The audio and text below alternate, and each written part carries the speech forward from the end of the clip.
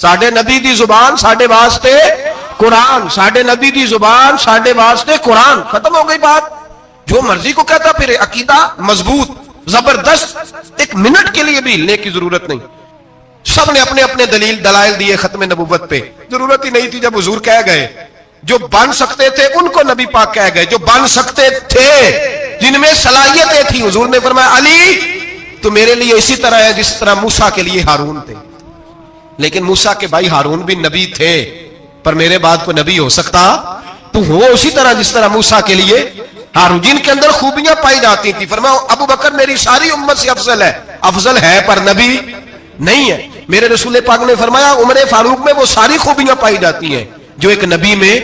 لو کان نبی بعد لکان عمر ابن خطاب، اگر کوئی میرے بعد نبی ہوتا تو خطاب کا بیٹا عمر ہوتا. جو ہو سکتے تھے جب وہ نہیں ہوئے تو کانا شانہ اٹھ کے آ گیا ہے ادھر قادیان کا رہنے والا، اور تو کہتا نہیں مجھے مان لو. چلو پورا نہ مانو، ذلی مان لو، بروزی مان لو، حیا ہونی چاہیے. بڑے بڑے سیانے بندے ان کو آج تک پتہ ہی نہیں کہ یہ ذلیل کتنے، ان کے اندر خباثت کتنی پائی جاتی ہے. میرے رسول پاک امت کے لوگوں نے اپنے اپنے دلائل دیے، نبی پاک کی امت نے اپنے اپنے. حضرت میاں محمد بخش صاحب رحمت اللہ علیہ ختم نبوت پہ بات کرنے لگے تو انہوں نے انوکھی بات ہی کر دی. انوکھی بات. ایک شخص ان سے کہنے لگا چل کے دیکھو تو صحیح، ملے تو صحیح. آپ فرمانے لگے دفع کرو، جنہ اندر عشق ہے رچیا اونا نہیں پاج جانا، پاویں سونے ملن ہزارہ آسانی یار بٹاؤنا. ہم نے دائیں بائیں دیکھنا ضرورت ہی نہیں. ہمارے رسول نے کوئی کمی چھوڑی نہیں. باقی آ رہے ہیں یہاں خیرات لینے. حضرت موسیٰ کہہ رہے ہیں اللہ اپنے آخری نبی کی امت میں شامل کر لے. تو ہمیں کیا ضرورت ہے پتہ بھی کرنے کی. اور سن لیں یہ یاد رکھے بات. امام اعظم ابو حنیفہ رحمۃ اللہ علیہ فرماتے ہیں اگر کسی بندے نے دعویٰ کیا کہ میں نبی ہوں، دعویٰ کیا کہ میں نبی ہوں، اور سامنے والے نے اسے یہی کہہ دیا نا کہ اگر تو نبی ہے تو معجزہ دکھا، تو یہ کہنے والا بھی کافر ہو گیا. اس لیے کہ اس نے تو دلیل مانگ لیا، یہ تو تھوڑا سا متفق ہوا ہے. تماشا دیکھنے کے لیے بھی اگر کہا نا کہ اگر تو نبی ہے تو دلیل لا، کوئی معجزہ، تو یہ لفظ کہنے والا بھی بولیے دائرہ اسلام سے کیوں مانگی تو نے دلیل؟ کیا ضرورت پڑی تھی؟ کیوں تو نے ایسا کہا؟ اتنا متفقہ عقیدہ ہے کہ تو مانگ تو یہ بھی نہیں کہہ سکتا کہ چل کچھ کر کے دکھا، یہ بھی تیرے لیے جائز ہے. صوفیاء کہتے ہیں تو نے سوچ کیسے لیا؟ طریقت کے اندر تو غیر کی مداخلت قابل قبول. اللہ نے توحید کا ہر جگہ خیال رکھا، رسالت کی وحدانیت کا ہر جگہ خیال رکھا. اللہ ایک، قرآن ایک، اسلام، نبی ایک، باپ استاد. کوئی کسی قسم کی مداخلت کی ضرورت، کیسے لوگ مداخلت کر لیتے ہیں فٹافٹ. حضرت پیر سید مہر علی شاہ صاحب گولڑوی رحمت اللہ، حضرت خواجہ شمس العارفین سیالوی رحمت اللہ علیہ کے پاس پڑھا کرتے تھے. تدریس ہوتی تھی، خواجہ صاحب کو بٹھا کے درس تصوف، درس قرآن، درس حدیث دیتے تھے. یوں بیٹھے ہیں، گفتگو ہو رہی ہے، پڑھایا جا رہا ہے. ایک بڑے نورانی چہرے والے خوبصورت بزرگ اندر آئے. بڑی تازگی، بڑا پیار، بڑی مٹھاس ان کے آنے میں. جب وہ آئے تو حضرت شمس العارفین اٹھ کے ملے، ماتھا چوما، پیار ہوا. 2-3 منٹ گفتگو ہوئی تو گفتگو میں بڑی نورانیت، بڑی خوبصورتی، بڑی رانائی، بڑی ٹھنڈک ملی دونوں بزرگوں کی ملاقات سے. چند لمحوں کے بعد، تھوڑی دیر گفتگو کے بعد وہ بزرگ اٹھے باہر نکل گئے. حضرت شمس العارفین مریدوں پہ نظر ڈالی، فرمانے لگے تمہیں پتہ ہے یہ کون تھا؟ شاگردوں جانتے ہو کون تھا؟ کہ حضور نہیں. فرمایا خضر علیہ السلام تھے، مجھ سے ملنے آتے اکثر، اور ابھی گلی میں ہوں گے، کسی نے ملنا ہے تو مل لو. دوڑ کے گئے سارے لوگ ملاقات کرنے، بھاگے گئے. پیر میر علی شاہ صاحب بیٹھے. آپ نے فرمایا میر علی تم نے نہیں ملنا؟ کہنے لگے حضور نہیں. فرمایا کیوں؟ کہنے لگے حضور میں اسے نہ ملوں جسے خضر بھی ملنے آتا ہے، اسے نہ ملوں جسے وہ ملنے آتا ہے. میں نے کیا کرنا ہے ان سے مل کے؟ آپ سے ملوں گا جن سے حضرت خضر بھی ملنے آتے ہیں. جنہ تنام وچ عشق ہے رچیا اونا نہیں پج جانا، پانے پاویں سونے ملن ہزاراں اسا نہیں یار بٹاؤنا. ضرورت ہی نہیں. ایسے حسین محبوب کے بعد کسی اور جگہ نظر جمانے کی طبیعت ضرورت نہیں، توجہ نہیں، خیال نہیں. جس نے یہ پوچھ بھی لیا کہ تو بتا، کوئی معجزہ دکھا، وہ بھی دائرہ اسلام سے یہ امت مسلمہ کا متفقہ عقیدہ ہے. اس پر درجنوں آیتیں ہیں قرآن مجید کی، 150 کے قریب نبی پاک کی حدیثیں. کتنی جی؟ کوئی عالم فاضل زیادہ پڑھا لکھا ہوگا، مقررہ حدیث کو دیکھے گا یا اور ریسرچ کرے گا تو شاید زیادہ وہ نکال لائے. لیکن 150 کے لگ بھگ محبوب کی حدیثیں ہیں جن میں حضور نے فرمایا میں آخری نبی ہوں، میں آخری نبی ہوں، میں آخری نبی ہوں. 150 کے قریب جگہ حضور نے فرمایا اللہ نے میرا نور نبوت پہلے سب سے پیدا فرمایا ہے، پر میں آخری رسول بن کے آیا ہوں، میں آخری نبی ہوں۔ میرے نبی پاک علیہ السلام نے فرمایا، جس طرح کو یہ بخاری مسلم کے لفظ ہیں، فرمایا کوئی آدمی مکان بناتا ہے بڑا پیارا، بڑا حسین، بڑا خوبصورت، ہر قسم کے نقش و نگار کرتا ہے، پر ایک اینٹ کی جگہ خالی چھوڑ دیتا ہے، ایک اینٹ کی جگہ۔ اب جو آدمی بھی آتا نا، گھومتا دیکھتا مکان، اسے بڑا اچھا لگتا اس کا مکان، پر وہ دیکھتا کہ یار یہ ایک اینٹ کی جگہ خالی ہے، اگر کبھی یہ بھی مکمل ہو جائے تو مکان۔ بات کی سمجھ آ رہی ہے؟ یہ خود حضور نے مثال دی۔ میرے حبیب پاک علیہ الصلوۃ والسلام فرماتے ہیں اللہ تبارک و تعالی نے جب نبوت کی حسین عمارت کو بنایا تو سارے نبی آ گئے، پر ایک اینٹ کی جگہ خالی تھی۔ فرمایا میں آیا ہوں تو دیوار مکمل ہو گئی، اب کسی اور کی گنجائش ضرورت ہی نہیں، مکمل اکمل کامل دین نبی پاک کا۔ یا رسول اللہ آپ کس کس کے رسول بن کے آئے؟ فرمایا یا ایھا الناس انی رسول اللہ الیکم جمیعا، اے تمام انسانوں میں تم سب کی طرف اللہ کا رسول بن کے آیا۔ قرآن مجید نے کہا میرے نبی پاک صلی اللہ علیہ وسلم صرف انسانوں کے رسول نہیں، وما ارسلناک الا رحمۃ للعالمین، جس کو اللہ نے بنایا ہے ان سب کے حضور رسول بن کے آئے، سب کے لیے رحمت بن کے آئے۔ دائرہ کار ہی بڑا وسیع ہے، اب کسی اور کی گنجائش ہے؟ ہاں کچھ لوگوں کو بیماری لگتی ہے، پاگل ہو جاتے ہیں، پاگل ہو جاتے ہیں۔ دعویٰ کرنا ہمارے زمانے میں ویسے ہی آسان ہے، اور پاکستان ہندوستان ویسے جمہوری ملک ہے، اس میں ہر آدمی کو بولنے کی اجازت ہے، جو جس کی طبیعت آتی ہے بول سکتا ہے، گنجائش ہے۔ اور ویسے بھی کوئی کیسے پتہ کرے گا کہ کوئی کیا سوچ رہا ہے، کیا بول رہا ہے؟ نبی پاک صلی اللہ علیہ وسلم نے فرمایا تھا کہ میری امت میں 30 کے قریب ایسے دجال جھوٹے ہوں گے، 30 جو دعویٰ کریں گے کہ ہم اللہ کے رسول ہیں، 30۔ لیکن فرمایا میں آخری نبی ہوں، میرے بعد کو نبی آ سکتا، انا خاتم النبیین لا نبی بعدی، میں آخری نبی ہوں، میرے بعد کو نبی آ سکتا۔ 30 کے قریب خود نبی پاک علیہ السلام کے زمانے میں 2 بندوں نے دعویٰ کر دیا تھا ہم نبی ہیں۔ اللہ تبارک و تعالی نے ارشاد فرمایا ما کان محمد ابا احد من رجالکم، فرمایا محمد صلی اللہ علیہ وسلم مردوں میں سے کسی کے باپ نہیں، ولکن رسول اللہ، لیکن اللہ کے رسول ہے۔ روحانی طور پر حضور کا درجہ باپ سے بھی زیادہ ہے، لیکن اللہ تبارک و تعالی نے اپنے حبیب پاک علیہ الصلاۃ والسلام کے کسی بھی صاحبزادے کو اتنا بڑا نہ فرمایا کہ وہ مرد کہلا سکے، بچپن میں ہی تینوں صاحبزادے وصال فرما گئے۔ مردوں میں سے حضور کسی کے بھی باپ نہیں ہیں۔ حضرت زید بن حارثہ رضی اللہ تعالیٰ عنہ کو نبی پاک صلی اللہ علیہ وسلم نے پالا۔ وہ حضور کے اس طرح کے غلام تھے کہ لوگ انہیں حضور کا بیٹا ہی سمجھنے لگے۔ بہت سارے لوگ کہنے لگے زید بن محمد صلی اللہ تعالی علیہ وسلم۔ اللہ کریم نے منع فرمایا، فرمایا میرے رسول مردوں میں سے کسی کے بھی باپ نہیں ہیں حضور۔ اور اس کی وجہ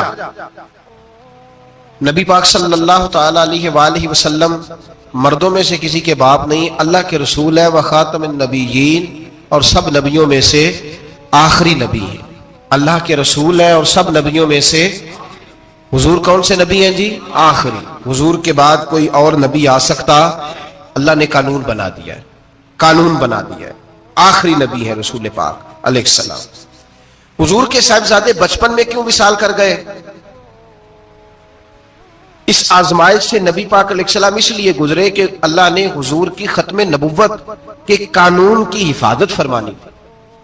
اگر نبی پاک کے کوئی بیٹے بڑے ہوتے تو نبی کے بیٹے نبی ہوتے، اور چونکہ دروازہ نبوت ذات رسالت پر بند کر دیا گیا، اس لیے اللہ تبارک و تعالی نے محبوب کے کسی بیٹے کو بھی پروان نہیں چڑھایا، وصال ہو گیا، اس لیے کہ حضور اللہ کے آخری نبی۔ نبی پاک صلی اللہ علیہ وسلم کے زمانے میں حضور نے خود فرمایا تھا 30 کے قریب لوگ ہوں گے جو دعویٰ کریں گے ہم نبی ہیں۔ فرمایا دجال ہوں گے، کذاب ہوں گے جو دعویٰ کریں گے۔ ایک بندے نے تو حضور کی ظاہری حیات میں دعویٰ کر دیا، مسلمہ اس کا نام تھا، 150 سال کے قریب عمر پائی اس نے، اور بہت سارے اس کے ماننے والے اسی لیے ماننے لگ گئے کہ عمر بڑی لمبی ہے۔ معاذ اللہ تعالیٰ، لوگوں کا اپنا اپنا مزاج ہے نا، ماننے کا اپنا اپنا مزاج ہے۔ ایک اس سے کانا آدمی دعا کرانے آیا, ایک آنکھ سے کانا تھا, اس نے دعا کرائی تو دونوں آنکھوں سے اندھا ہو گیا, دونوں آنکھوں سے.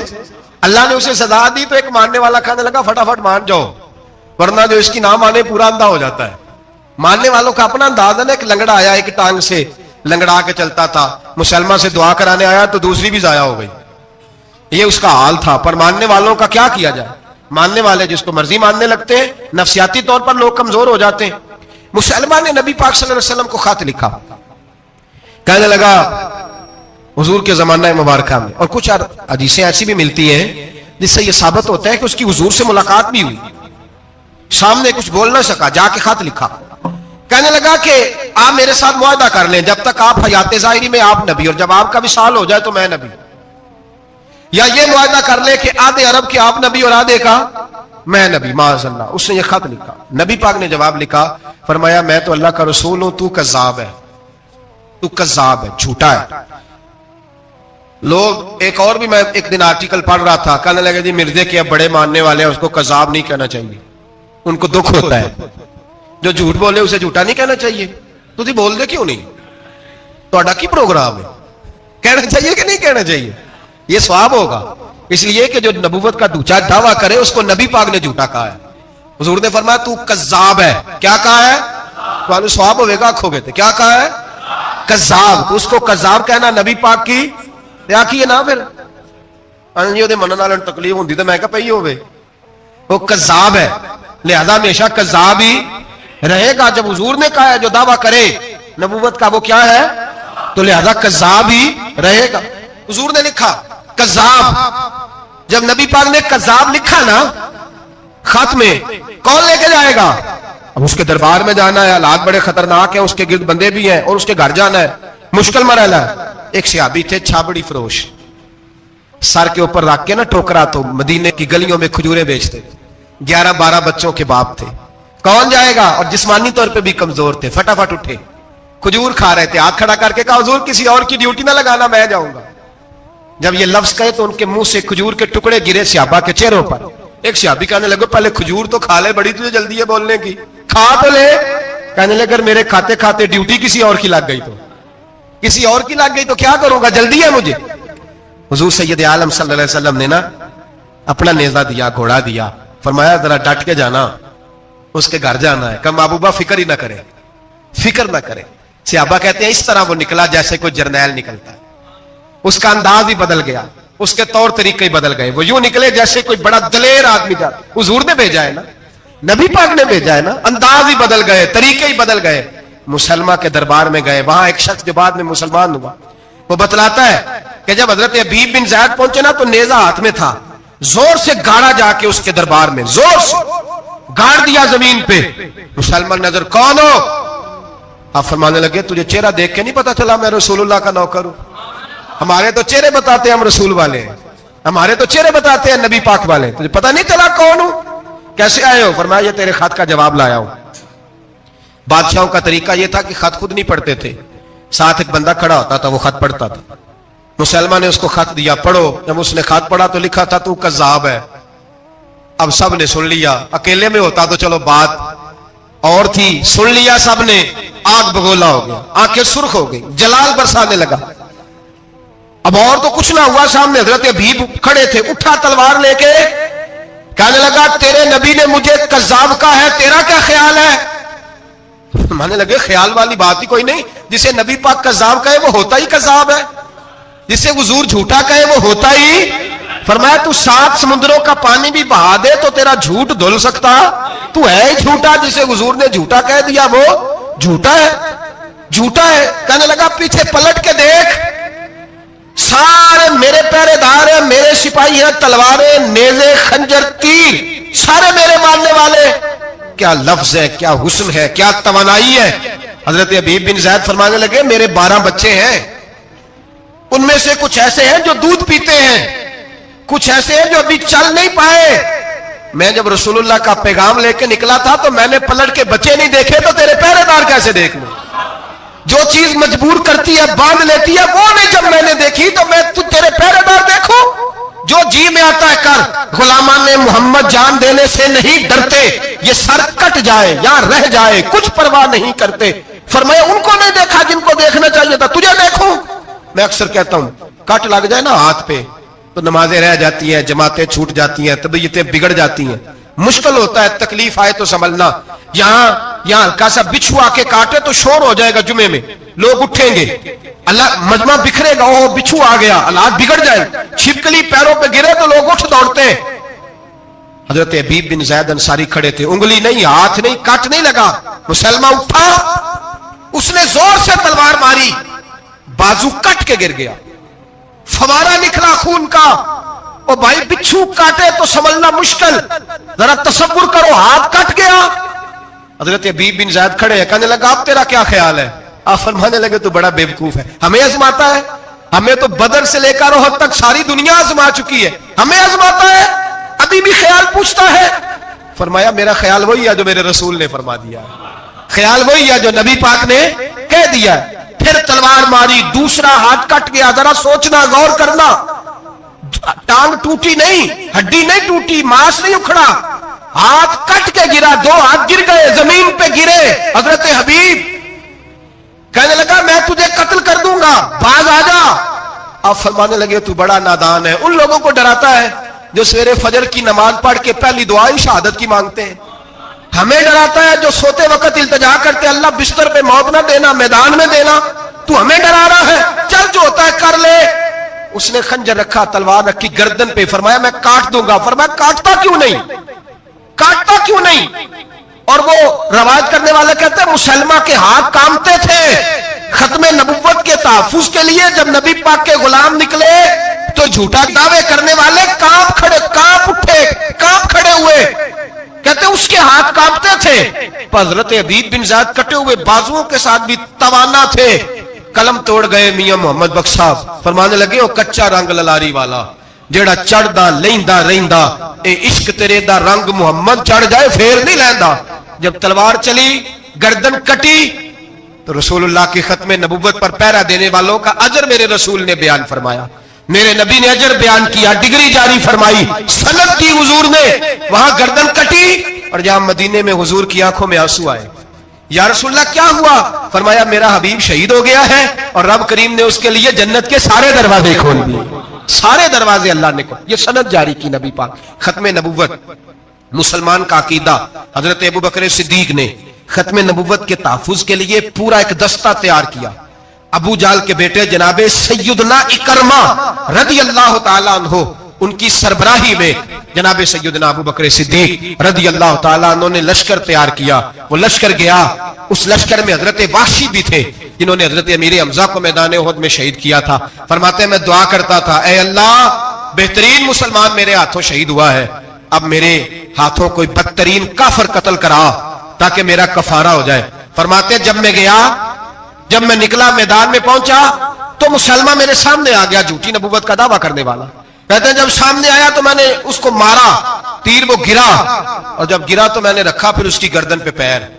میں نے کہا میرے رسول تو میدان بدر میں دعا کرے تو 5000 فرشتے آتے ہیں، تو ذرا پلٹ کے دیکھ بے ایمان تیرا حال کیا ہے.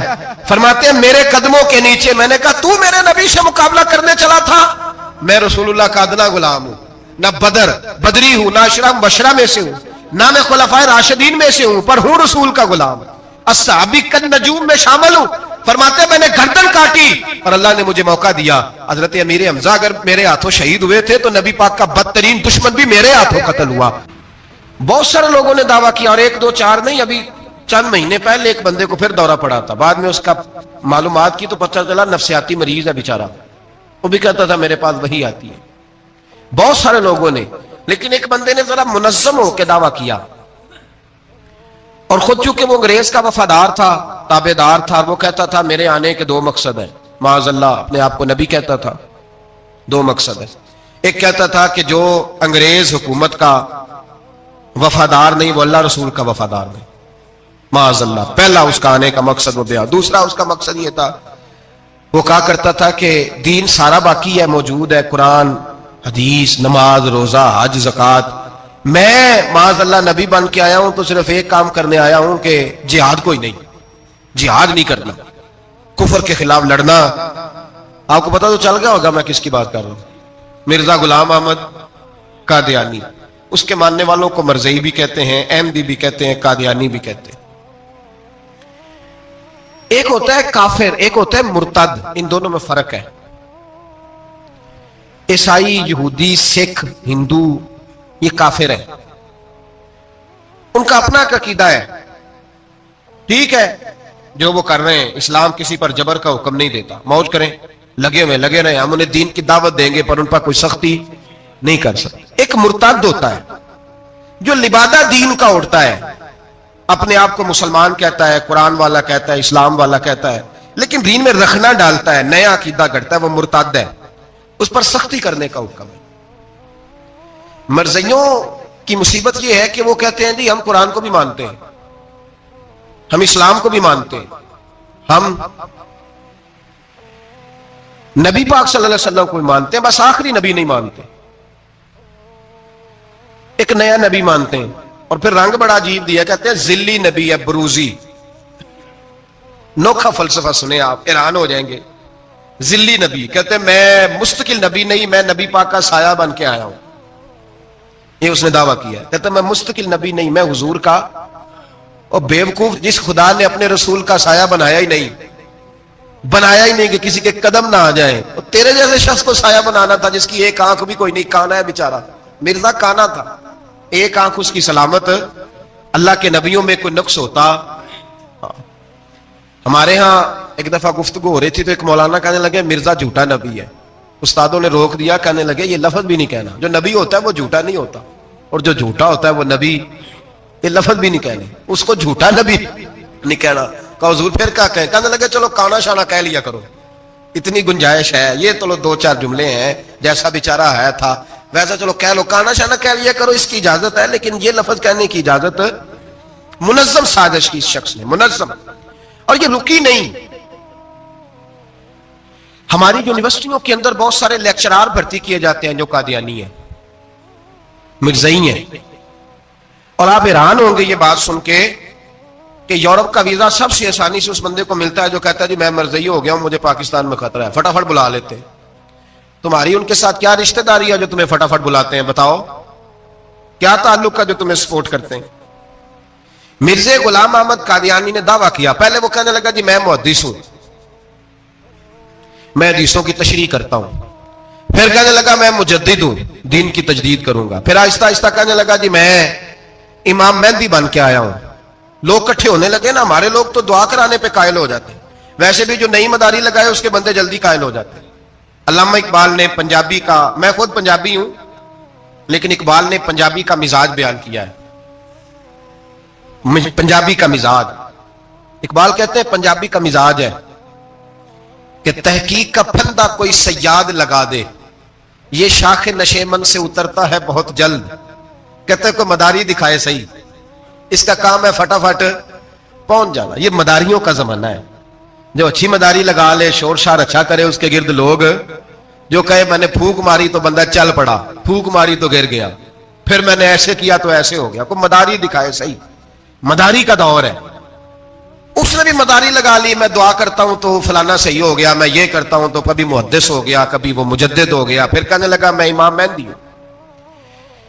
फिर उसने थोड़ी तरक्की कर ली तो कहने लगा मैं मसीह मऊद हूं, वो जो हजरत ईसा अलैहिस्सलाम ने दोबारा पैदा होना था तो लिहाजा मैं आ गया हूं, माअज़ल्लाह। फिर आहिस्ता आहिस्ता जब उसने समझा ना कि अब बंदे थोड़े पक्के हो गए हैं जो मेरे साथ है, फिर कहने लगा नहीं मैं जिल्ली नबी हूं, बरूजी, मैं साया बन के आया हूं। मिर्जा गुलाम अहमद कादियानी, पुश्त पनाही उसको अंग्रेज की हासिल थी। किसी शख्स की जब हुकूमतें सपोर्ट करती हैं फिर उसका आगे बढ़ना बड़ा आसान हो जाता है। उसकी अंग्रेज ने मुकम्मल पुश्त पनाही की। अपने बच्चों को समझाएं जो बात अर्ज कर रहा हूं। हमारे अपने शहरों में जो मारूफ स्कूल है उनके अंदर ऐसे टीचर भर्ती होने लगे हैं जो कादियानी और मरज़ई हैं, जो गंदे नजरियात के हामिल लोग, जो तरह तरह की, आपको नहीं पता, हमें तो शौक ही बड़ा है ना, बच्चा एफएससी करे सही, जाए जिधर मर्जी, बीएससी करे बस वो, और बड़ी जल्दी लोग मायल और कायल होते हैं। एक साहब मुझे कहने लगे जी अब तो साइंस भी मानने लगी है इस्लाम की सारी बातों को। तो मैं क्या, माने चाहे ना माने, साइंस के मानने से कोई फर्क पड़ता نہیں مانتی سائنس تو نہ مانے, کیا اس میں حرج ہے. ایک حکیم صاحب بڑے پرانے بڑے سیانے کہنے لگا جی میں 2-3 امراض کا علاج کرتا ہوں, اس میں ایک کھانسی بھی ہے, چند قطرے شراب کے ڈال کے میں دوائی بناتا ہوں, بندہ ٹھیک ہو جاتا ہے. میں نے کہا آپ کا دماغ ٹھیک نہیں. میرے نبی پاک صلی اللہ علیہ وسلم نے جس چیز کو گند کہا ہے اس میں کبھی شفا ہو سکتی, سارا زمانہ بھی کہے کہ ٹھیک ہو جائے گا تو اس میں شفا ہو سکتی. جو پیشاب سے زیادہ پلید ہے اس میں بھی کبھی شفا ہو سکتی ہے. تو سائنس مانے, حکمت جو مرضی کہے. ڈاکٹر روز کہتے ہیں کزن میرج سے مسائل بنتے ہیں, قریبی رشتہ داروں میں شادی کرنے سے. رسول پاک علیہ الصلوۃ والسلام نے سگے چچا کے بیٹے کے ساتھ حضرت فاطمہ کا نکاح کیا. اگر مسائل بن سکتے ہوتے تو رسول پاک کبھی یہ کام کر سکتے, سوال ہی پیدا نہیں ہوتا. روز ڈاکٹر کہتا ہے آپ پتہ کرنے جائیں بیماری کہاں سے لگ گئی, آپ کے خاندان میں تو کسی کو نہیں تھی, فلانے کو تو نہیں تھی, سسرال میں میکے میں. بھئی اللہ کے رسول نے فرمایا بیماری متعدی نہیں ہوتی, ایک کو دوسرے سے لگ سکتی. وہ ساری دنیا کے ڈاکٹر کہیں بے شک ہماری طبیعت مان سکتی, ہم کوئی کچے نظریات کے لوگ ہی نہیں. یہاں تو بندے فٹافٹ ایسے ہو جی وہ سنا تھا اس نے کہا تھا, کیا مطلب ہے. ملا رومی نے بڑی پیاری بات لکھی ہے. ملا رومی کہتے ہیں کہ ایک بادشاہ تھا تو اس کے زمانے میں ایک بندے نے نا نبوت کا دعویٰ کر دیا. اس نے کہا میں بھی نبی ہوں, معاذ اللہ ثم معاذ. بادشاہ بڑا سمجھدار تھا, سیانا بندہ تھا. اس نے کہا اس کا پس منظر تو پتا کرو, کوئی پاگل تو نہیں, کوئی گھر میں جھگڑا تو نہیں رہتا, اس کا بھوک کا ستایا ہوا تو نہیں, کیونکہ اس طرح کے بندے مختلف دعوے کرتے پھرتے ہیں. پتہ کیا, معلومات کی, تو لوگوں نے آ کے بادشاہ کو بتایا کہ نا کچھ نہیں نا تو 15 دن اس کو روٹی نہیں ملتی بیچارے کو. بڑے کاروبار کی ہے, چمکا کوئی نہیں. تو اس نے کہا چلو یہ والا کام کرتے ہیں, مشہور تو ہو جائیں گے نا, بدنام جو ہوں گے تو کیا نام نہ ہوگا. بادشاہ نے کہا چلو ٹھیک ہے بلاؤ. اس کو بلایا تو بادشاہ کہنے لگا اس کو باورچی خانے میں لے جاؤ اور جتنے کھانے پک سکتے ہیں نا پکا کے اس کے سامنے رکھو, صبح شام اسے روٹی کھلاؤ. 15 دن نہ 2 ہفتے بڑا خوب کھانا کھلایا اس کو, زبردست اچھی طرح سے سیر ہو کے روٹی کھلائی. تو ملا رومی کہتے ہیں 15ویں دن باہر نکالا, بادشاہ کے سامنے پیش کیا. تو بادشاہ کہنے لگا او معاذ اللہ دعویٰ کرنے والے کہ میں نبی ہوں, کو نیا پیغام آیا تیرے پاس کہ نہیں, کوئی نیا الہام, کو نیا پیغام. کہنے لگا جی بالکل آیا ہے. میں کہا سنا. کہنے لگا میرے پاس نیا پیغام آیا ہے کہ تو جہاں پہنچ گیا یہاں سے نکلنا نہیں, اب تو نے یہی رہنا ہے, یہ مجھے حکم ہوا ہے, لہذا اگر تو حکم عدولی کرے گا تو نافرمان ہو جائے گا. تو اس نے کہا ٹھیک ہے میں تیری بات سمجھ گیا ہوں, روٹی تجھے 3 وقت ملا کرے گی لیکن تو گھر جا کے رہے. آج کے بعد اس طرح کا کوئی دعویٰ, پیٹ کے ہاتھوں مجبور ہو کے لوگ دعوے کرتے ہیں. اور پھر جو ان کے ساتھ ہوتے ہیں نا وہ بھی بہت سارے پیٹ کے ہاتھوں مجبور ہوتے ہیں, تنخواہیں لگ جاتی ہیں, اور جب کسی کی تنخواہ لگ جاتی ہے پھر پراپوگنڈا کرنا اس کی ذمہ داری ہوتی ہے, شور کرنا ذمہ داری, رائے عامہ ہموار کرنا اس کی ڈیوٹی ہوتی. مرزا صاحب نے دعوے کر دیے, لوگ اکٹھے ہونے لگے, انگریز کی پشت پنائی تھی, اور اس نے سب سے پہلا اٹیک ان لوگوں پہ کیا جو سردار کہلاتے تھے, چودھری کہلاتے تھے, زمیندار تھے. غور کریں جو بات سمجھا رہا ہوں. اس کا سب سے پہلا الناس والا دین ملوکہم, لوگ اپنے سرداروں کے مذہب پہ ہوتے ہیں. مرزے کا سب سے پہلا اٹیک, قادیانیوں کا سب سے پہلا جو حربہ تھا وہ چودھری لوگ تھے, بڑے لوگ. اس لیے کہ اسے پتا تھا کہ ان لوگوں پہ قبضہ جمایا جائے گا تو باقی جو عوام ہے اس کو قریب کرنا آسان ہو. بڑے بڑے ذمہ داروں پہ, جگیرداروں پہ, مالداروں پہ, رئیس لوگوں پہ اس نے پھندے ڈالے, قابو کیے اور ایک جمعیت تیار کر لی. پھر جب لوگ اکٹھے ہو گئے اور اس نے دعویٰ کر دیا کہ میں نبی ہوں, علماء نے اس کو کئی دفعہ بلایا. حضرت پیر میرے علی شاہ صاحب رحمت اللہ علیہ, پیر صاحب نے فرمایا کسی میدان میں سامنا تو کر, گفتگو تو کر, پر وہ سامنے آنے کو تیار. امیر ملت پیر جماعت علی شاہ صاحب محدث علی پوری رحمت اللہ علیہ فرمایا سامنے تو آ, نہ کہیں سامنے تو آ تو صحیح. حضرت حجت الاسلام مولانا حامد رضا خان صاحب رحمت اللہ تعالی علیہ حضرت کے صاحبزادے فرمانے لگے تو ایسا بے ایمان ہے, سامنے کیوں نہیں آتا, باہر تو نکلنا, آ تو صحیح. ہم تو اس رسول کے ماننے والے ہیں جو ہر میدان میں سامنے آ جاتے تھے, ہر میدان میں. لیکن نا نبی دنیا میں تبلیغ کرنے آتے ہیں, کشتی کرنے نہیں آتے. مولانا حامد رضا صاحب نے وزیر خان مسجد میں تقریر کی, اعلیٰ حضرت کے شہزادے تو فرمانے لگے ہم تو اس رسول کے ماننے والے جو ہر میدان میں سامنے رہے. نبی پاک باہر نکلے تو رکانہ پہلوان بکریاں چرا رہا تھا, کھیت میں تھا. کہنے لگا میں نبی تب مانوں گا جب میرے ساتھ کشتی کریں گے. حضرت بلال حبشی رضی اللہ تعالیٰ عنہ فرماتے ہیں کہ حضور کا مزاج نرم و نازک تھا, ہاتھ پھول سے زیادہ نرم ہوتے تھے, کستوری سے زیادہ خوشبودار ہوتے تھے. نرم و نازک وجود تھا, مکھی نہیں بیٹھتی تھی. جب اس نے یہ بات کی تو میرا دل کیا میں آگے بڑھ کے کہوں تو بیوقوف ہے, کبھی کشتیوں کے ساتھ بھی تبلیغ ہوئی ہے, بیوقوف ہے تو. کہتے ہو, کہنے لگا جی میرے ساتھ تو سینکڑوں لوگ آئے, کوئی مجھے گرا نہیں سکا, اگر آپ گرا دے تو میں کلمہ پڑھ لوں گا. کہتے رسول پاک نے آستینیں چڑھائی, فرمایا چل آجا کشتی کر لیتے ہیں. تو آ صحیح میدان میں نکل, میرے رسول پاک نے آستین چڑھائی, تامت مبارک کو سمیٹا, فرمایا چل آجا آجا. ہر میدان میں رسول پاک تشریف لائے, نبی پاک سامنے ہوئے, حضور نے اس کو داؤ لگانے کا موقع دیا. کبھی ٹانگوں کی طرف بھاگتا, کبھی پیچھے آتا, کبھی دائیں. جب بھاگ بھاگ کے حضرت بلال کہتا ہے وہ بھاگ رہا تھا, حضور مسکرا رہے تھے. سبحان اللہ, نبی پاک کیا بات ہے, سرکار ہنس رہے تھے کہ چل چل یار ٹھیک ہے بھاگ دوڑ لے. جب بھاگ دوڑ لیا تو میرے نبی پاک نے بازو سے پکڑا, 2-3 دفعہ لایا تو زمین پہ گر گیا. حضور نے پکڑ کے اٹھایا, فرمایا میں صرف گرانے نہیں آیا, میں تو اٹھانے آیا. کھڑا کیا تو کہنے لگا نہیں آپ نے تو مجھے موقع ہی نہیں دیا. تو حضور نے فرمایا دیر کوئی نہیں ہوئی, تو دوبارہ آ جا, کوئی عرض نہیں, آ جا دوبارہ سے. دوبارہ آیا تو میرے حبیب نے 2 دفعہ ہلایا تو پھر جا گرا. کہنے لگا نہیں ابھی بھی میں سنبھل نہیں سکا تھا. فرمایا کوئی عرض نہیں, یہ کوئی ایسا معاملہ ہے, تو دوبارہ آ جا. اب کہ جب آیا نا تو حضرت بلال کہتے ہیں وہ دستے مبارک جن کو میں تھامتا تھا تو لگتا تھا پھول تھام لیے ہیں, ان ہاتھوں سے حضور نے اٹھا کے فضا میں بلند کیا اور حضور نے دھڑام سے زمین پہ گرایا تو کلمہ پڑھتا ہوا کھڑا ہوا. کہنے لگا اے محبوبہ جو تیرے ہاتھ میں طاقت ہے وہ تیری نہیں, وہ خدائی طاقت ہے, وہ خدائی طاقت ہے, خدائی. میرے رسول پاک علیہ السلام ہر میدان میں, علماء نے کہا تو نکل تو صحیح, پر کبھی باہر نکلا فوت کہاں ہوا تھا, پتا تھا آپ کو فوت کہاں ہوا تھا جی؟ چلو مینوں تے دسن دی لوڑ ہی نہیں, تہاں تے سارا پتا ہے ہوتا. باتھ روم میں مرا, وہ باتھ روم میں, اور آج تک لوگ باز نہیں آئے. ان کی عبادت گاہیں ہیں, بڑے چکر ہیں. اب ایک نیا بہانہ میں سنتا ہوں, نیا بہانہ کہتے ہیں جی پاکستان کی اسمبلی نے انہیں کافر کہا ہے. اسمبلی وزیر اعظم صاحب شیخ الحدیث ہے آپ کے, اسمبلی میں جو لوگ بیٹھتے ہیں شیخ, ان کا کیا کفر اسلام سے, کیا وہ کسی کو کہیں گے بیچارے. سورت اخلاص تو ہمارے وزیر داخلہ اور وزیر خارجہ نہیں سنا سکتے, یہ حال ہے. بہت بڑے بڑے بیرسٹر کرانے والوں کو سورت اخلاص نہیں آتی, انہوں نے کسی کو کافر مسلمان کیا کہنا ہے. اسمبلی کا مسئلہ نہیں ہے. امت مسلمہ کے علماء محدثین محققین کا متفقہ فیصلہ ہے کہ مرزائی کل بھی کافر تھے, آج بھی قیامت تک کافر, اور بدترین کافر ہے, ہلکے پھلکے کافر بھی نہیں, سپرلیٹر ڈگری ہے, زبردست قسم کے کافر ہے, چھوٹے موٹے بھی نہیں, آخری درجے کے بدترین مشرک ہیں. ہم لوگوں کی اپنی موج ہے جمہوری, اور نہیں جی نہیں نرمی کرنی چاہیے, نہیں جی نہیں نرمی کرنی. ایک پارٹی والا دوسرے پہ سختی کر رہا ہے, مذہب کے معاملے میں سارے اس نے اخلاق کے قائل ہیں, سب اخلاق کے قائل ہیں. نرمی کرو ٹھیک ہے, سب کو کہو چلو ٹھیک ہے گلی برابر کی ہے, ووٹ برابر کے لے لو. وہاں کہتے ہیں نہ دیے تو لڑائی بھی ہوگی, ناراضگی بھی ہوگی, جھگڑا بھی ہوگا, یہ بھی ہوگا. دنیا داری کے معاملے میں سختی, اور دین کے معاملے میں ایسا نہ کرو. وہ بدترین مشرکین ہیں, انہوں نے ایسے ایسے ظلم کیے. وہ تو کہتے ہیں جو ہمارے پیچھے نماز, مرزا تو یہ کہتا تھا جو مجھے نہیں نہ مانتے وہ سارے شیطان کے پیروکار ہیں.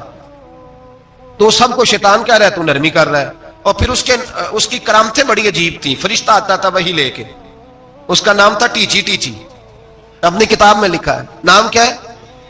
نبی پاک صلی اللہ علیہ وسلم نے فرمایا کہ جناب عائشہ کے ساتھ میرا نکاح اللہ نے آسمانوں پہ کیا ہے.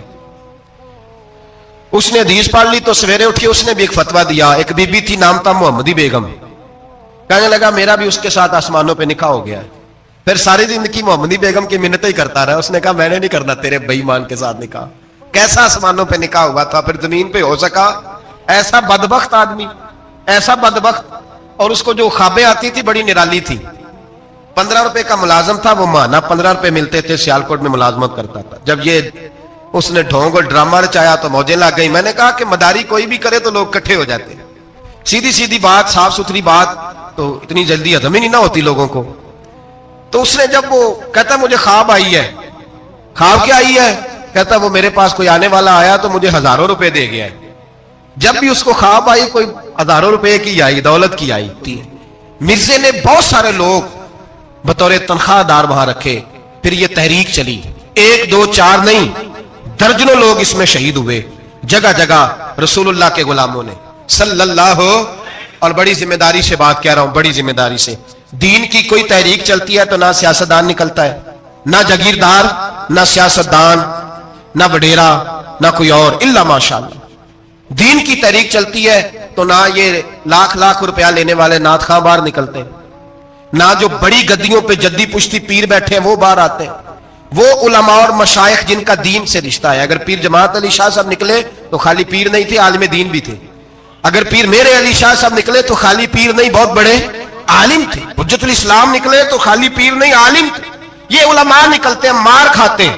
ایک عالم نے مار نہیں کھائی، دو نے نہیں کھائی، درجنوں نے کھائی، ہزاروں اور سینکڑوں نے کھائی۔ علماء نے قربانیاں دی، جیلوں میں بند ہوئے۔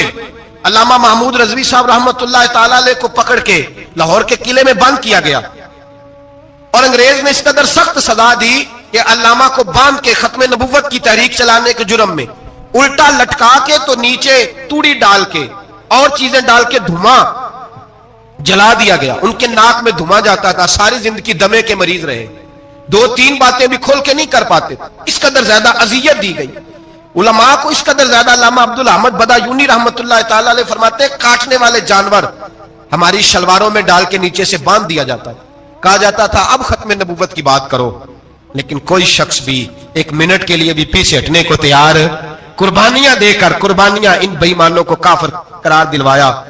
اور پھر بطل حریت امام وقت حضرت علامہ شاہ احمد نورانی رحمت اللہ علیہ اور مولانا عبدالستار خان نیازی کو سزائے موت کا حکم ہوا۔ مولانا ابو الاسناد اعلیٰ حضرت کے خلیفہ تھے، ان کے صاحبزادے سید خلیل احمد صاحب رحمت اللہ تعالی علیہ کو سزائے موت کا حکم ہوا کہ مرزائیوں کے خلاف انہوں نے علم بلند کیا، وہ تو پاکستان بنا۔ پھر جدوجہد شروع ہوئی، پھر زور ہوا، پھر علامہ نورانی رحمت اللہ علیہ کی قیادت میں پورے زور اور شور کے ساتھ تحریک چلی۔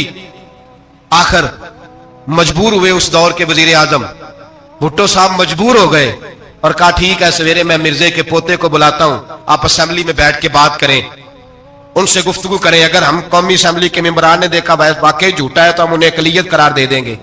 علامہ نورانی حضرت ابو بکر صدیق کی اولاد تھے اور میرے اعلیٰ حضرت فاضل بریلوی رحمت اللہ علیہ کے خلیفہ کے بیٹے تھے، اور خود حضور مفتی اعظم نے ہند رحمت اللہ علیہ کے مرید تھے۔ حضرت علامہ نورانی ساری زندگی ایسا لباس پہنتے تھے کہ اس کے اندر سلوٹ نظر نہیں آتی تھی، امامہ اتنا حسین ہوتا تھا کہ دیکھنے کو دل کرتا تھا، اور گاڑی میں بہترین میں بیٹھتے تھے، لیکن مکان ساری زندگی کرائے کا رہا، کرائے کا۔ لوگ کہتے ہیں ملنے جاتے تھے، سیڑھیوں سے اترتے تھے تو علامہ نورانی سیڑھیوں پہ بٹھا لیتے تھے، کہتے 2 ہی کمرے ہیں اور میں آپ کو بٹھا نہیں سکتا، گھر میں جگہ نہیں، تو کہا حضرت آپ اجلے تو بڑے نظر آتے ہیں، تو آپ فرماتے ہیں لباس دنیا کو دکھانے کے لیے پہنا ہے، اور باقی تو سارا میرا معاملہ خدا رسول کے ساتھ ہے، میں جانوں اللہ رسول جانے، میں بھکاری بن کے نہیں جینا چاہتا، خودداری کے ساتھ وقت گزارنا چاہتا ہوں۔ علامہ نورانی کہتے ہیں جس رات صبح اسمبلی میں مناظرہ ہونا تھا تو میں سوچنے لگا آج رات کیا کروں، تو پھر مجھے خیال آیا میں نے وہی کرنا ہے جو بدر کی رات میرے مصطفیٰ نے کیا تھا۔ ساری رات میں مصلی پہ بیٹھا رہا، کہتے ہیں بس اونگ لگی تو بات بن گئی، آنکھ لگی تو بات بن گئی۔ کہتے ہیں سحری کا وقت ہوا تو دستک ہوئی دروازے پہ، 2-3 نادان دوست کہنے لگے آپ ہمارے گھر آئے، فرماتے ہیں میں ان کے گھر گیا، جب ان کے گھر پہنچا تو وہاں مرزئی اور قادیانی 10 کروڑ روپیہ بریف کیس میں بند کر کے لائے اور کہنے لگے مولانا یہ بیانہ ہے، بیانہ، یہ آپ بیانہ پکڑ لیں، اور باقی پیسے بعد میں، سنا ہے مکان بھی کرائے کا ہے، سنا ہے آپ کے پاس کوئی پراپرٹی نہیں، یہ بیانہ لے لے باقی بعد میں آئے گا۔ علامہ نورانی کہتے ہیں میں نے جب پیر کی ٹھوکر لگائی تو بریف کیس کھل گیا اور اس میں کروڑوں روپے بکھر گئے۔ مجھے کہنے لگے پیسے دیکھ کے تو آپ کو خیال آ گیا ہوگا کہ بچوں کے لیے بھی کچھ سوچنا ہے، پیچھے بھی پلٹ کے دیکھنا ہے۔ تو نورانی صاحب رحمت اللہ علیہ فرمانے لگے میں نے کہا ہاں میں وصول تو کر لیتا، پر تم نے قیمت بڑی تھوڑی لگائی ہے، ایمان بیچنا اتنی تھوڑی قیمت، میری تو رات زیادہ قیمت لگ گئی ہے، بڑی زیادہ قیمت، میں تو بک گیا ہوں پہلے سے۔ کہنے لگے آپ کی کیا قیمت لگی ہے؟ فرمانے لگے رات میں درود پڑھتے پڑھتے سویا ہوں تو مدینے والے رسول کا دیدار نصیب ہوا ہے، اور نبی پاک نے تھپکی دے کے کہا فکر نہ کرنا میں تیرے ساتھ ہوں۔ تو کہنے لگے جس کی قیمت محمد عربی لگائے کوئی اسے خرید سکتا ہے؟ سویرے میدان لگے گا اسمبلی میں اور میں اسمبلی کے فلور پہ ثابت کروں گا تم کل بھی بے ایمان تھے، آج بھی بے ایمان ہو، قیامت تک تم بے ایمان ہی رہو گے۔ جتنا مرضی پڑھ جاؤ، لکھ جاؤ، جتنی مرضی بڑی عبادت گاہیں بنا لو، جتنا مرضی شور کر لو، اور جتنے مرضی کینیڈا اور امریکہ تمہارا ساتھ دے لے، ہمارے رسول آخری نبی ہے، حضور آخری نبی ہے، یہ امت کا متفقہ عقیدہ ہے، اس میں کسی کو رکھنا ڈالنے کی اجازت آپ فرماتے ہیں سویرے وہ آیا, بڑے زور سے آیا, کبھی انگریزی بولتا, کبھی کوئی بولی بولتا, لیکن احمد رضا کے دروازے کا ایک فقیر ایک بات ہی کرتا, وہ رضا کے نیزے کی مار ہے کہ عدو کے سینے میں غار ہے, کسے چارہ جوئی کا وار ہے تو جو وار وار سے پار. کہتے ایک اور مولوی صاحب بھی آئے میرے ساتھ مناظرہ کرنے, ان کی اپنی کتاب سے نکل آیا کہ نبی پاک کے بعد آخری کوئی اور نبی آ جائے تو فرق نہیں پڑتا. اپنی کتاب سے, ان کے دارالعلوم بانی, دارالعلوم بنانے والے کی کتاب سے نکل آیا. تو مولوی وہ مرزا کہنے لگا تم نے بھی تو لکھا ہے. ہم نے کہا یہ بھی بے ایمان ہے, اعلیٰ حضرت کہہ چکے ہیں یہ کافر ہے, یہ بھی تمہاری طرح کا ہی ہے ظالم, لہذا اس کی بات کا کوئی اعتبار نہیں ہے. کافر قرار دے دیا گیا. کفر تو ہو گیا, اقلیت تو ہو گئی, لیکن وہ آج تک اپنی حرکتوں سے باز. ہمارے بچوں کو پتہ ہی نہیں یہ کتنے غلط ہیں, ہمیں خبر ہی نہیں کہ یہ کتنے برے ہیں. بھائی ایک صاحب سے میری ایک دفعہ بات ہوئی, چودھری صاحب تھے, گفتگو ہوئی تو کہنے لگے جی ختم نبوت نہیں مانتے تو ختم ہو گیا مسئلہ, اللہ ناراض ہو جائے گا. ختم نبوت نہیں مانتے تو اللہ ناراض ہو جائے گا. میں نے کہا جناب کے کتنے بچے ہیں؟ کہنے لگے 4. زمین کتنی؟ 20 کلے. کتنے کتنے آئے بولیے؟ تو میں نے کہا ایک نیا بندہ آ کے کھڑا ہو جائے کہ میں بھی آپ کا بیٹا ہوں, تو آپ راضی ہیں؟ مثال دے رہا ہوں سمجھانے کے لیے, بلا مثال و بلا تشبیہ. آپ راضی ہو جائیں گے؟ بولے نہیں تو چپ کر کے آخنا چل کوئی نہیں, 4 گڑنے رہتے 5 وانٹ لینے, ہو جائے گا ایسا؟ عجیب بندے ہو. جو کام جو تمہارا بیٹا نہیں, جب تم اسے بیٹا ماننے کو تیار نہیں تو جو اللہ کا نبی نہیں, وہ میدان میں کھڑا ہو کہ میں بھی ہوں میں بھی ہوں میں بھی ہوں, تو یہ کس طرح قابل قبول بات ہے؟ اور ایک بھائی سگے بھائی کو جائیداد دینے کو تیار نہیں تو ایک اور آ کے شامل ہو جائے کہ مجھے بھی شامل کر لو, چلو کوئی نہیں فرق پڑتا, اتنی زمین ہے ابے کی, اتنی زمین ہے ابا جی کی, مجھے بھی شامل کر لو, تو لوگ تو قتل کر دیں گے کہ جب تو ہے نہیں تو ہمارا بھائی بنتا کیوں ہے؟ او خدا کے بندے, عجیب فلسفہ حیات ہے, عجیب زندگی ہے, فٹافٹ ہی لوگ مان لیتے ہیں. سب لوگوں نے اپنی اپنی باتیں کی. ختم نبوت کا تحفظ ہر دور میں ہر جگہ صحابہ کرتے رہے. ہم بچوں کو کچھ نہیں سکھا پا رہے, ہمارے بچے لا بلد ہیں دینی تعلیمات سے. ہم یہ شعور دے کے بھیجتے ہی نہیں کہ بیٹا جو اس طرح کی ذرا بھی بات کرے اس کا ذکر کرنا بتانا, قادیانی, مرزئی, کسی جگہ یہ اپنے آپ کو احمدی کہتے ہیں, کسی جگہ کوئی اور روپ دھارتے ہیں. ایک ان کا گروپ اب لاہوری کہلاتا ہے, وہ کہتا ہے جی ہم اسے سارا کچھ مانتے ہیں پر نبی نہیں مانتے. ہم نے کہا تم بھی تو بے ایمان ہو نا, کافر کو تو مان رہے ہو نا, چاہے مجدد بھی مانو مفسر بھی مانو, مان تو ایک بے ایمان کو رہے ہو نا. کافر کو کافر ماننا ضروری ہے. اللہ نے کہا کل یا ایھا الکافرون, اللہ نے کافر کو کافر کہا ہے, تو کافر کو کافر ماننا یہ ضروریات دین کا حصہ ہے. تو لہذا اپنی اولادوں کو, نسلوں کو, آنے والے طبقات کو, بالخصوص کالجز میں, یونیورسٹیز میں اور ان جگہوں پہ جو لوگ تعلیم حاصل کرنے جاتے ہیں, ان بچوں کو خاص کر کے سمجھائیں, ان پر خاص دھیان دیں, توجہ کریں کہ وہ بچے ان چیزوں سے باز آئیں, پرہیز کریں. میں نے کہا کہ ایک بہت بڑا طبقہ, اور پھر ایک اور بہت بڑی تکلیف کی بات یہ ہے, ہماری حکومتیں یہ خیال نہیں کرتی کہ کوئی بند باندھا جائے, کوئی ایسا صورت بنائی جائے, کوئی جو ہے وہ ایسی ترتیب لگائی جائے کہ جو لیکچرار آئے یا سرکاری عہدے پہ کوئی شخص آئے اس کی جان پھٹک کی جائے, وہ کون ہے, اس کا عقیدہ کیا ہے, وہ کس نظریے کا ہے. ہمارے یہاں کوئی ایسا اندازہ نہیں. اس لیے یہ مرتد, یہ کفار, یہ برے لوگ پھیلتے چلے جا رہے ہیں. اپنی صفوں کے اندر ان لوگوں کو تلاش کریں. اور پھر ایک اور بات یاد رکھیں, کفر سے جب بیزاری ہوتی ہے نا, ان لوگوں کو احساس ہوتا ہے کہ ہم غلط ہیں, ہمارے ساتھ اظہار بیزاری ہے. ان لوگوں سے جو اظہار بیزاری کیا جاتا ہے اس کا مطلب یہ ہے کہ ان کو احساس ہو کہ ہم غلط ہیں. اور بہت سارے لوگ بس ایسے ہی ان کے پیچھے لگ گئے بلا وجہ, دیکھا دیکھی, دوستوں کی وجہ سے. ان کو پتہ ہی نہیں کہ یہ کتنے برے ہیں. اللہ کی بارگاہ میں یہ دعا کرتے ہیں کہ اللہ تعالیٰ ہماری آنے والی نسلوں کو ان برے اثرات سے محفوظ رکھے. حضرت میاں محمد بخش صاحب رحمت اللہ علیہ ختم نبوت پہ بات کرنے لگے تو انہوں نے انوکھی بات ہی کر دی, انوکھی بات. ایک شخص ان سے کہنے لگا چل کے دیکھو تو صحیح, ملے تو صحیح. آپ فرمانے لگے دفع کرو, جنہ اندر عشق ہے رچیا اونا نہیں بھج جانا, پاویں سونے ملن ہزارہ اسا نہیں یار بٹاؤنا. ہم نے دائیں بائیں دیکھنا ضرورت ہی نہیں, ہمارے رسول نے کوئی کمی چھوڑی نہیں. باقی آ رہے ہیں یہاں خیرات لینے, حضرت موسیٰ کہہ رہے ہیں اللہ اپنے آخری نبی کی امت میں شامل کر لے, تو ہمیں کیا ضرورت ہے پتہ بھی کرنے کی. اور سن لیں, یہ یاد رکھے بات, امام اعظم ابو حنیفہ رحمۃ اللہ علیہ فرماتے ہیں اگر کسی بندے نے دعویٰ کیا کہ میں نبی ہوں, دعویٰ کیا کہ میں نبی ہوں, اور سامنے والے نے اسے یہی کہہ دیا نا کہ اگر تو نبی ہے تو معجزہ دکھا, تو یہ کہنے والا بھی کافر ہو گیا. اس لیے کہ اس نے تو دلیل مانگ لیا, یہ تو تھوڑا سا متفق ہوا ہے. تماشا دیکھنے کے لیے بھی اگر کہا نا کہ اگر تو نبی ہے تو دلیل لا, کوئی معجزہ, تو یہ لفظ کہنے والا بھی بولیے دائرہ اسلام سے کیوں مانگی تو نے دلیل؟ کیا ضرورت پڑی تھی؟ کیوں تو نے ایسا کہا؟ اتنا متفقہ عقیدہ ہے کہ تو مانگ، تو یہ بھی نہیں کہہ سکتا کہ چل کچھ کر کے دکھا، یہ بھی تیرے لیے جائز ہے۔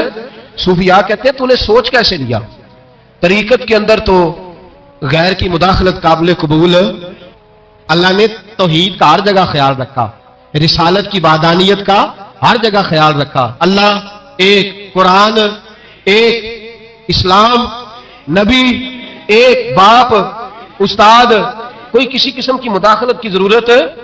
کیسے لوگ مداخلت کر لیتے؟ فٹافٹ حضرت پیر سید مہر علی شاہ صاحب گولڑوی رحمت اللہ، حضرت خواجہ شمس العارفین سیالوی رحمت اللہ علیہ کے پاس پڑھا کرتے تھے، تدریس ہوتی تھی، خواجہ صاحب کو بٹھا کے درس تصوف، درس قرآن، درس حدیث دیتے تھے، یوں بیٹھے ہیں، گفتگو ہو رہی ہے، پڑھایا جا رہا ہے، ایک بڑے نورانی چہرے والے خوبصورت بزرگ اندر آئے، بڑی تازگی، بڑا پیار، بڑی مٹھاس ان کے آنے میں، جب وہ آئے تو حضرت شمس العارفین اٹھ کے ملے، ماتھا چوما، پیار ہوا، 2-3 منٹ گفتگو ہوئی تو گفتگو میں بڑی نورانیت، بڑی خوبصورتی، بڑی رانائی، بڑی ٹھنڈک ملی دونوں بزرگوں کی ملاقات سے۔ چند لمحوں کے بعد، تھوڑی دیر گفتگو کے بعد وہ بزرگ اٹھے باہر نکل گئے۔ حضرت شمس العارفین مریدوں پہ نظر ڈالی، فرمانے لگے تمہیں پتہ ہے یہ کون تھا؟ شاگردوں جانتے ہو کون تھا؟ کہ حضور نہیں۔ فرمایا خضر علیہ السلام تھے، مجھ سے ملنے آتے اکثر، اور ابھی گلی میں ہوں گے، کسی نے ملنا ہے تو مل لو۔ دوڑ کے گئے سارے لوگ ملاقات کرنے، بھاگے گئے، پیر میر علی شاہ صاحب بیٹھے، آپ نے فرمایا میر علی تم نے نہیں ملنا؟ کہنے لگے حضور نہیں۔ فرمایا کیوں؟ کہنے لگے حضور میں اسے نہ ملوں جسے خضر بھی ملنے آتا ہے، اسے نہ ملوں جسے وہ ملنے آتا ہے، میں نے کیا کرنا ہے ان سے مل کے؟ آپ سے ملوں گا جن سے حضرت خضر بھی ملنے آتی ہیں، جنہاں تنا وچ عشق ہے رچیا انہاں نہیں بھج جانا، پانے پاویں سونے ملن ہزاراں، اسا نہیں یار بٹاؤنا، ضرورت ہی نہیں۔ ایسے حسین محبوب کے بعد کسی اور جگہ نظر جمانے کی طبیعت، ضرورت نہیں، توجہ نہیں، خیال نہیں۔ جس نے یہ پوچھ بھی لیا کہ تو بتا، کوئی معجزہ دکھا، وہ بھی دائرہ اسلام سے نبی پاک صلی اللہ علیہ وسلم کے زمانے میں حضور نے خود فرمایا تھا 30 کے قریب لوگ ہوں گے جو دعویٰ کریں گے ہم نبی ہیں، فرمایا دجال ہوں گے، کذاب ہوں گے جو دعویٰ کریں گے۔ ایک بندے نے تو حضور کی ظاہری حیات میں دعویٰ کر دیا، مسلمہ اس کا نام تھا، 150 سال کے قریب عمر پائی اس نے، اور بہت سارے اس کے ماننے والے اسی لیے ماننے لگ گئے کہ عمر بڑی لمبی ہے۔ معاذ اللہ تعالیٰ، لوگوں کا اپنا اپنا مزاج ہے نا، ماننے اپنا اپنا مزاج ہے۔ ایک اس سے کانا آدمی دعا کرانے آیا، ایک آنکھ سے کانا تھا، اس نے دعا کرائی تو دونوں آنکھوں سے اندھا ہو گیا، دونوں آنکھوں سے۔ اللہ نے اسے سزا دی تو ایک ماننے والا کہنے لگا فٹافٹ مان جاؤ، ورنہ جو اس کی نام آنے پورا اندھا ہو جاتا ہے۔ ماننے والوں کا اپنا انداز ہے نا۔ ایک لنگڑا آیا، ایک ٹانگ سے لنگڑا کے چلتا تھا، مسلمہ سے دعا کرانے آیا تو دوسری بھی ضائع ہو گئی، یہ اس کا حال تھا۔ پر ماننے والوں کا کیا کیا جائے؟ ماننے والے جس کو مرضی ماننے لگتے ہیں، نفسیاتی طور پر لوگ کمزور ہو جاتے ہیں۔ مسلمہ نے نبی پاک صلی اللہ علیہ وسلم کو خط لکھا، کہنے لگا حضور کے زمانہ مبارکہ میں، اور کچھ حدیثیں ایسی بھی ملتی ہیں جس سے یہ ثابت ہوتا ہے کہ اس کی حضور سے ملاقات بھی ہوئی، سامنے کچھ بول نہ سکا، جا کے خط لکھا، کہنے لگا کہ آپ میرے ساتھ معاہدہ کر لیں، جب تک آپ حیات ظاہری میں آپ نبی، اور جب آپ کا وصال ہو جائے تو میں نبی، یا یہ معاہدہ کر لیں کہ آدھے عرب کے آپ نبی اور آدھے کا میں نبی۔ معاذ اللہ، اس نے یہ خط لکھا، نبی پاک نے جواب لکھا، فرمایا میں تو اللہ کا رسول ہوں، تو کذاب ہے، تو کذاب ہے، جھوٹا ہے۔ لوگ ایک اور بھی، میں ایک دن آرٹیکل پڑھ رہا تھا، کہنے لگے جی مرزے کے اب بڑے ماننے والے ہیں، اس کو کذاب نہیں کہنا چاہیے، ان کو دکھ ہوتا ہے، جو جھوٹ بولے اسے جھوٹا نہیں کہنا چاہیے۔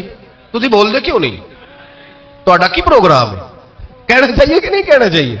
یہ ثواب ہوگا، اس لیے کہ جو نبوت کا دوچا دعویٰ کرے اس کو نبی پاک نے جھوٹا کہا ہے۔ حضور نے فرمایا تو کذاب ہے، کیا کہا ہے؟ تو ثواب ہوئے گا، کھو گئے تھے، کیا کہا ہے؟ کذاب۔ تو اس کو کذاب کہنا نبی پاک کی کیا کی ہے نا، پھر جی منن والے تکلیف ہوتی تو میں کہ پی ہوئے، وہ کذاب ہے، لہذا ہمیشہ کذاب ہی رہے گا۔ جب حضور نے کہا ہے جو دعویٰ کرے نبوت کا وہ کیا ہے، تو لہذا کذاب ہی رہے گا۔ حضور نے لکھا کذاب، جب نبی پاک نے کذاب لکھا نا خط میں، کون لے کے جائے گا؟ اب اس کے دربار میں جانا ہے، حالات بڑے خطرناک ہیں، اس کے گرد بندے بھی ہیں، اور اس کے گھر جانا ہے، مشکل مرحلہ ہے۔ ایک صحابی تھے چھابڑی فروش، سر کے اوپر رکھ کے نا ٹوکرا، تو مدینے کی گلیوں میں کھجورے بیچتے، 11-12 بچوں کے باپ تھے۔ کون جائے گا؟ اور جسمانی طور پہ بھی کمزور تھے، فٹافٹ اٹھے، کھجور کھا رہے تھے، ہاتھ کھڑا کر کے کہا حضور کسی اور کی ڈیوٹی نہ لگانا، میں جاؤں گا۔ جب یہ لفظ کہے تو ان کے منہ سے کھجور کے ٹکڑے گرے صحابہ کے چہروں پر. ایک صحابی کہنے لگے پہلے کھجور تو کھا لے, بڑی تجھے جلدی ہے بولنے کی, کھا تو لے. کہنے لگے اگر میرے کھاتے کھاتے ڈیوٹی کسی اور کی لگ گئی تو, کسی اور کی لگ گئی تو کیا کروں گا, جلدی ہے مجھے. حضور سید عالم صلی اللہ علیہ وسلم نے نا اپنا نیزہ دیا, گھوڑا دیا, فرمایا ذرا ڈٹ کے جانا, اس کے گھر جانا ہے. کہ محبوبہ فکر ہی نہ کرے, فکر نہ کرے. صحابہ کہتے ہیں اس طرح وہ نکلا جیسے کوئی جرنیل نکلتا, اس کا انداز ہی بدل گیا, اس کے طور طریقے ہی بدل گئے. وہ یوں نکلے جیسے کوئی بڑا دلیر آدمی جا, حضور نے بھیجا ہے نا, نبی پاک نے بھیجا ہے نا, انداز ہی بدل گئے, طریقے ہی بدل گئے. مسلمہ کے دربار میں گئے, وہاں ایک شخص جو بعد میں مسلمان ہوا وہ بتلاتا ہے کہ جب حضرت حبیب بن زید پہنچے نا تو نیزہ ہاتھ میں تھا, زور سے گاڑا جا کے اس کے دربار میں, زور سے گاڑ دیا زمین پہ. مسلمان نظر, کون ہو؟ آپ فرمانے لگے تجھے چہرہ دیکھ کے نہیں پتا چلا میں رسول اللہ کا نوکر ہوں؟ ہمارے تو چہرے بتاتے ہیں ہم رسول والے ہیں, ہمارے تو چہرے بتاتے ہیں نبی پاک والے, تجھے پتا نہیں چلا کون ہوں, کیسے آئے ہو؟ فرمایا یہ تیرے خط کا جواب لایا ہوں. بادشاہوں کا طریقہ یہ تھا کہ خط خود نہیں پڑھتے تھے, ساتھ ایک بندہ کھڑا ہوتا تھا وہ خط پڑھتا تھا. مسلمان نے اس کو خط دیا, پڑھو. جب اس نے خط پڑھا تو لکھا تھا تو کذاب ہے. اب سب نے سن لیا, اکیلے میں ہوتا تو چلو بات اور تھی, سن لیا سب نے, آنکھ بگولا ہو گیا, آنکھیں سرخ ہو گئی, جلال برسانے لگا. اب اور تو کچھ نہ ہوا, سامنے حضرت حبیب کھڑے تھے, اٹھا تلوار لے کے کہنے لگا تیرے نبی نے مجھے کذاب کہا ہے, تیرا کیا خیال ہے؟ مانے لگے خیال والی بات ہی کوئی نہیں, جسے نبی پاک کذاب کہے وہ ہوتا ہی کذاب ہے, جسے حضور جھوٹا کہے وہ ہوتا ہی. فرمایا تو 7 سمندروں کا پانی بھی بہا دے تو تیرا جھوٹ دھل سکتا, تو ہے ہی جھوٹا, جسے حضور نے جھوٹا کہہ دیا وہ جھوٹا ہے, جھوٹا ہے. کہنے لگا پیچھے پلٹ کے دیکھ, سارے میرے پہرے دار ہیں, میرے سپاہی ہیں, تلواریں, نیزے, خنجر, تیر, سارے میرے ماننے والے. کیا لفظ ہے, کیا حسن ہے, کیا توانائی ہے. حضرت حبیب بن زید فرمانے لگے میرے 12 بچے ہیں, ان میں سے کچھ ایسے ہیں جو دودھ پیتے ہیں, کچھ ایسے ہیں جو ابھی چل نہیں پائے. میں جب رسول اللہ کا پیغام لے کے نکلا تھا تو میں نے پلٹ کے بچے نہیں دیکھے تو تیرے پہرے دار کیسے دیکھ لوں؟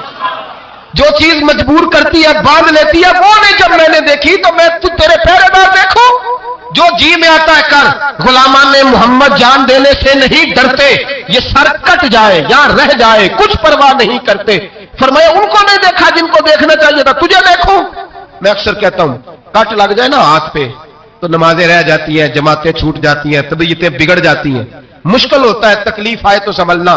یہاں ہلکا سا بچھو آ کے کاٹے تو شور ہو جائے گا, جمعے میں لوگ اٹھیں گے, اللہ مجمع بکھرے گا, وہ بچھو آ گیا, حالات بگڑ جائے, چھپکلی پیروں پہ گرے تو لوگ اٹھ دوڑتے ہیں.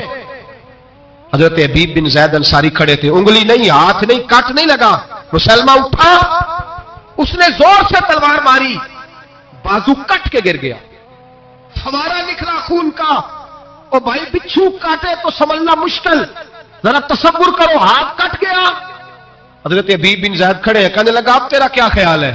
آپ فرمانے لگے تو بڑا بیوقوف ہے, ہمیں آزماتا ہے, ہمیں تو بدر سے لے کر احد تک ساری دنیا آزما چکی ہے, ہمیں آزماتا ہے, ابھی بھی خیال پوچھتا ہے.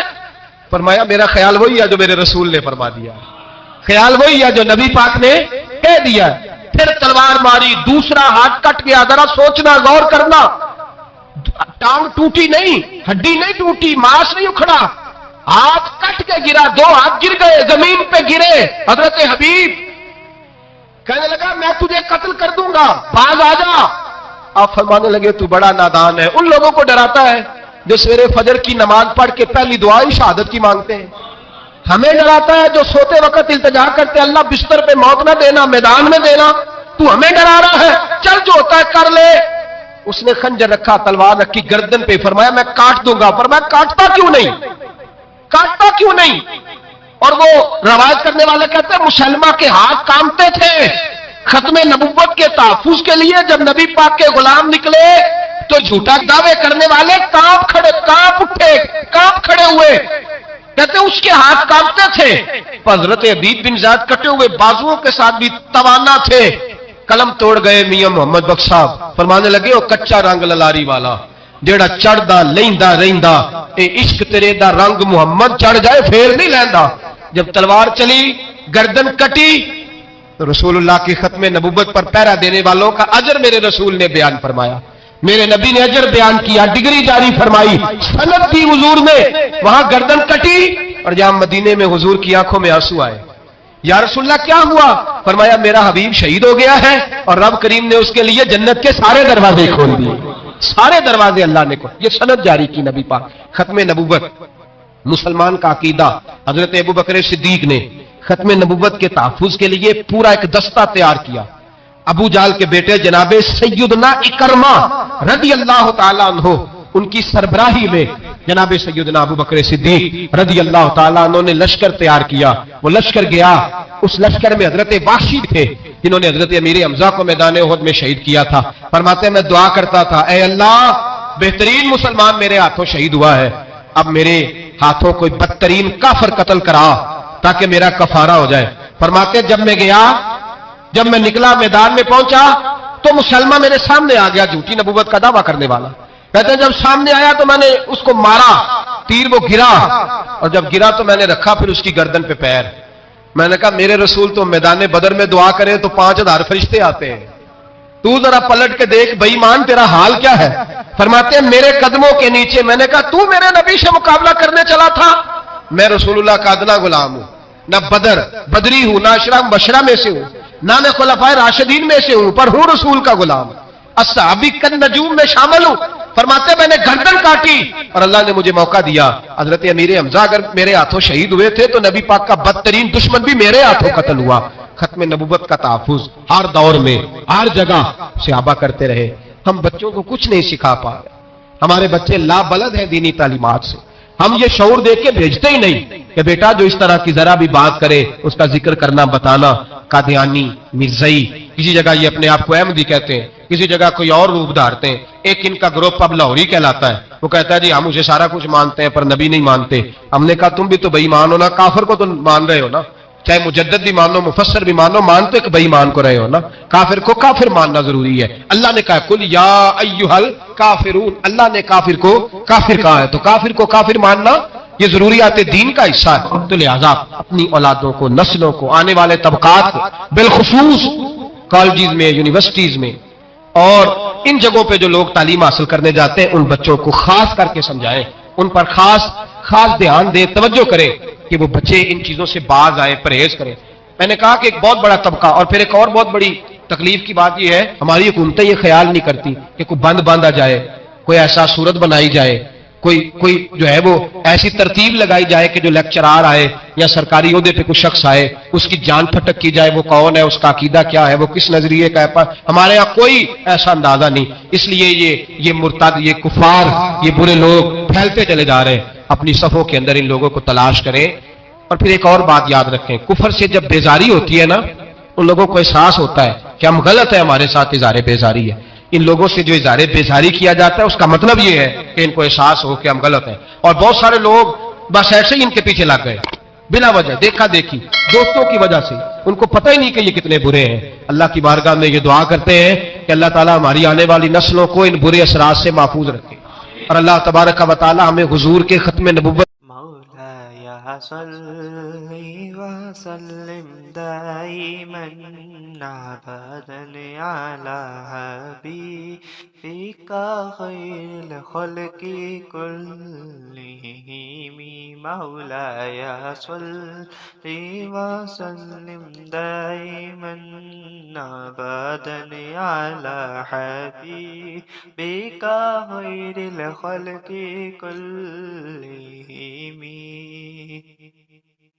محمد سید الکونین وثقلین محمد سید الکونین وثقلین والفریقین من عرب ومن عجم مولاي صلی وسلم دائما ابدا علی حبیبک خیر الخلق كلهم هو الحبیب الذي ترجى شفاعته هو هو الحبيب الذي ترجى شفاعته لكل هول من الأهوال مقتحم مولاي صل وسلم دائما أبدا على حبيبك خير الخلق كلهم فاق النبيين في خلق وفي خلق فاق النبيين في خلق وفي خلق ولم يدانوه في علم ولا كرم مولاي صل وسلم دائما أبدا على حبيبك خير الخلق كلهم